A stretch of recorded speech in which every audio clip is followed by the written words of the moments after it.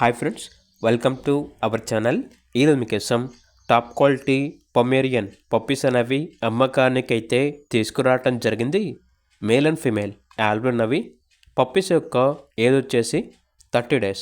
అంతేకాకుండా చాలా యాక్టివ్గా ఉంటాయి. ఎటువంటి హెల్త్ ప్రాబ్లమ్స్ అనేవి ఏమీ లేవు.